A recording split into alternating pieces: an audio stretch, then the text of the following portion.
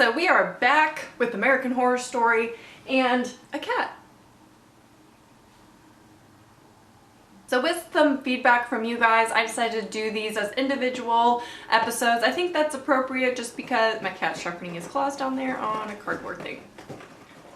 I'm doing this mostly because if we look, someone were to go back on my channel and like look back in my playlists and stuff, if I did one for like 4 episodes of American Horror Story, that'd be kind of weird, especially if they're watching them later in time, 1 through 10 or whatever, how many. It would just make more sense to do individuals, and a lot of you said you would want me to do individual episodes. Sorry I was so late in coming back with this, but hopefully this makes up for it. I am going to finish the season because I want to finish what I start because I'm very bad at that, as we all know. And before we get started, I just want to ask you in the new year what you want me to do. I have some things in the works that I want to do on the channel. I'm not going to talk about it though because none of you will probably believe me that I'm going to stick to it. So I have some things planned that I kind of want to do, and it'll bring a different side to this channel a little bit, and I definitely want to do more react videos. So please leave movie suggestions down below for react videos. So this is episode 7 of American Horror Story Hotel, and this episode to me was a little bit boring, but mostly because it was mostly backstory. We get to see a lot more of the Countess and where she came from as far as like becoming a vampire and everything. It's set in 1925 and she's an actress and she falls in love with this guy named Valentino, and he's like a director, I guess, and then at a party one day he dies and she tries to kill herself by jumping out the window, and that's where she meets her husband. James March saves her and they later become married, but then she runs into Valentino and his wife later on, and they reveal that they're actually vampires, and she's like, well, I want to live forever, can you convert me? And so they do. I think what I like about this is that she hasn't lived hundreds of years. She's only lived since 1925 and just never ages, and it's like 2015 or whatever,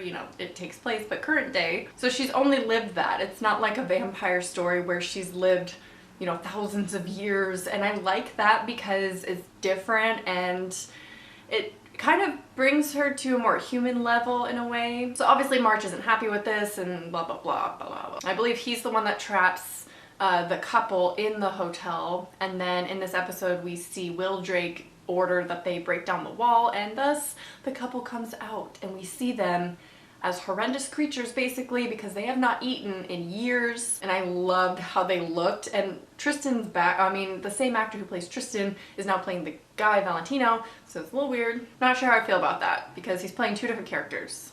Overall, this episode was just kind of blah for me. I mean, I liked seeing the Countess background. Like I said before, I like her in these more toned down character. I mean, it's the same character, but the toned down episodes where she's not this high countess, like, I don't know, someone to be looked up to, or like the sexual being. I like her. I like seeing Gaga play an innocent person, more subdued roles of the versions of her own character. I just really like, and so I liked that aspect of this episode. It shows her vulnerability basically, and that she wasn't always this, haughty character. There was one other thing that was kind of big that happened, and that is the detective goes into a mental hospital, not because he feels like he actually has issues, but because he thinks that'll bring him one step closer to finding the 10 Commandments killer. He runs into a little girl there, which we find out is a vampire, but then she ends up committing suicide at the end of the episode by running out into the street. So that was pretty sad. And can I just ask, what happened to the school? Are we ever going to see that again? I mean, I'm not all caught up on the episodes, so maybe you can fill me in.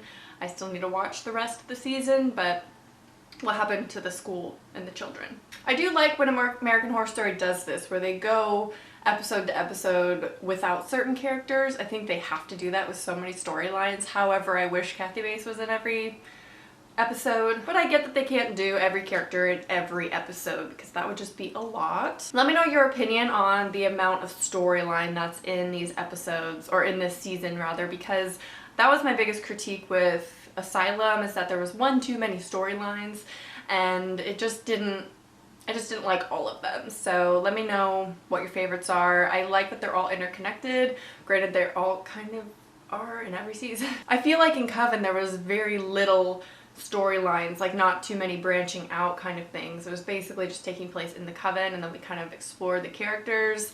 And I guess that's kind of what's happening in Hotel. I think they're more similar than they are like Asylum, let's say. That's just my opinion though. Let me know yours down below. It's pretty much all I have to say about this episode. It was just kind of blah, but it was nice to see the vulnerability of the Countess. Let me know your opinions down below. I hope you enjoyed, and I'll talk to you soon. Bye.